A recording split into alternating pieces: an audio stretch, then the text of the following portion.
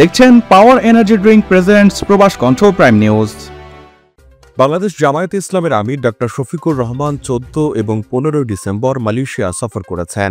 International institute of advanced Islamic স্টাডিজের আমন্ত্রণে তিনি মালয়েশিয়ার বিভিন্ন গুরুত্বপূর্ণ ব্যক্তি, সংগঠন এবং প্রবাসী বাংলাদেশিদের সঙ্গে মতবিনিময় করেন।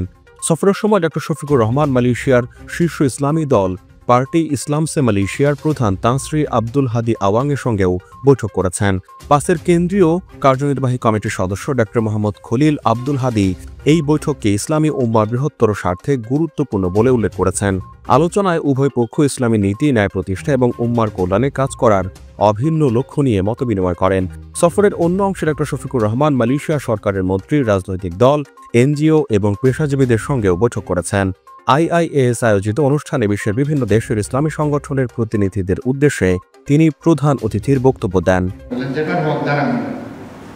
সম্মানিত ভাইয়েরা, তখনই আমি এই কথাটা বলেছিলাম যে এখানে সবাই আপনারা চিকিৎসক, আপনারা জানেন যে আমাদের আয়ু কত। আমি যখন 2 সেকেন্ড বললাম দেখি তারাও আবার অবাক হয়ে গেল। তারাও মনে মনে ভাবছেন যে আমরা 60-70, এখানে 78 বছরের একজন ছিলেন আমাদের সিনিয়র ভাই। আমরা পাওয়ার জেনারেশন,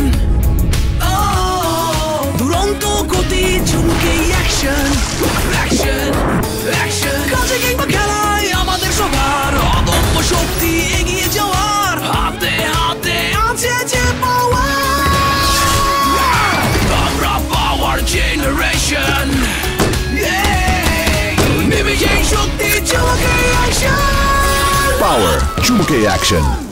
প্রবাসী বাংলাদেশিদের সঙ্গে মতবিনিময়কালে ডক্টর শফিকুর রহমান দেশে বিনিয়োগের আহ্বান জানান এবং দেশের বর্তমান রাজনৈতিক পরিস্থিতি নিয়ে আলোচনা করেন। তিনি আওয়ামী লীগের দীর্ঘ দুঃশাসন থেকে মুক্তির পর জাতীয় ঐক্যের উপর জোর দেন।